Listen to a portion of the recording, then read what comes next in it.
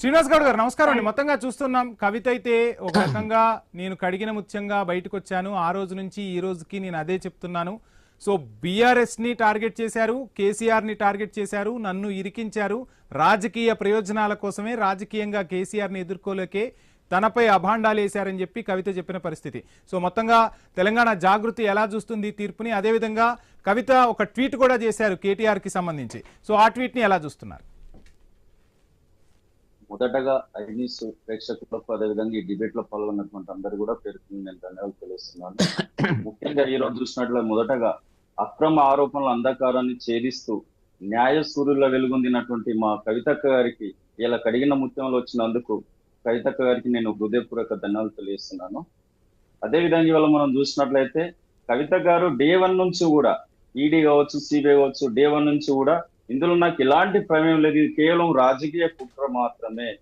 ఈ రాజకీయ కుట్రలలో మా నాన్నగారు అయినటువంటి కేసరి గారిని ఆయనను ఏం చేయలేక కేవలం ఒక ఆడబిడ్డగా నన్ను ఇలా ఇరికిస్తురు. ఇరికియడం ద్వారా ఏంటంటే బీఆర్ఎస్ పార్టీ పతనం కావాలన్నట్టు ఉద్దేశం కొద్ది ఇలా కేంద్ర ప్రభుత్వంలో ఉన్నటువంటి బీజేపీ ప్రభుత్వం ఏదైతే సిబిఐ కావచ్చు, ఈడీ కావచ్చు, వాళ్ళ యొక్క జేబు సంస్థ లెక్క వాడుకుంటా ఎక్కడైతే ఢిల్లీలో కావచ్చు, ఎక్కడైతే వాళ్ళ యొక్క అధికారం లేదో ఆ అధికారం లేని చోట ఈ యొక్క వాళ్ళ యొక్క సంస్థలను ఒక జేబు సంస్థ లెక్క ఏర్పాటు చేసుకొని వాళ్ళని అరెస్టులు చేసే క్రమంలో ఇలా కవితక్క గారిని ఇలా ఎలాంటి ఆధారాలు లేకుండానే వాళ్ళను మనీ లాండరింగ్ అని లేకుంటే లిక్కర్ స్కామ్ అని వాటిలో ఇరికిచ్చి సుమారు ఒక 5.5 నెలలు తీహార్ జైల్లో ఉంచడం అనేది నిజంగా చాలా దౌర్భాగ్యమైన దినం.